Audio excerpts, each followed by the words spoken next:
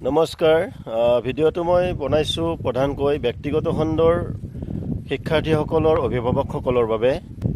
বৰ্তমান প্ৰতিখন বিদ্যালয়তে ইউডাইছৰ কাম চলি আছে গতিকে ইউডাইছৰ কাম চলি থকা সময়তে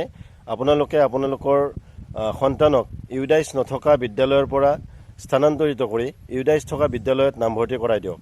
অন্যথা পৰৱৰ্তী সময়ত তেওঁৰ শৈক্ষিক জীৱনত খেলিমেলি সৃষ্টি হোৱাৰ সম্ভাৱনা আছে কাৰণ শিক্ষানীতি 2020 অধীনত চৰকাৰে ইতিমধ্যে প্ৰতিগৰাকী শিক্ষাৰ্থীৰে একোটাকৈ পাৰ্মানেণ্ট এডুকেশ্যন নাম্বাৰ পান নাম্বাৰ ক্ৰিয়েট কৰিছে আৰু এই পান নাম্বাৰৰ এগেইনষ্টত এটা আপাৰ আইডি ক্ৰিয়েট হ'ব আৰু এই আপাৰ আইডিত তেওঁৰ সমগ্ৰ শিক্ষা জীৱনৰ নথিপত্ৰসমূহ তেওঁৰ শৈক্ষিক অগ্ৰগতিৰ খতিয়ানসমূহ তাত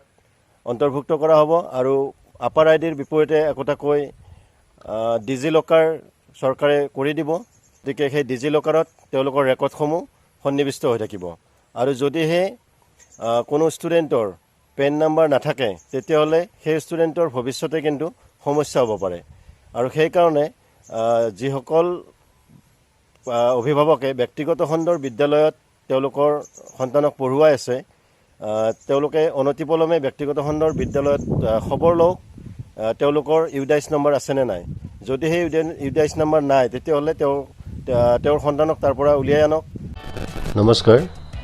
যোৱাকালি মই এটা ভিডিঅ' দিছিলোঁ যে ইউডাইছ কোড নথকা বিদ্যালয়ৰ পৰা আপোনাৰ সন্তানক উলিয়াই আনক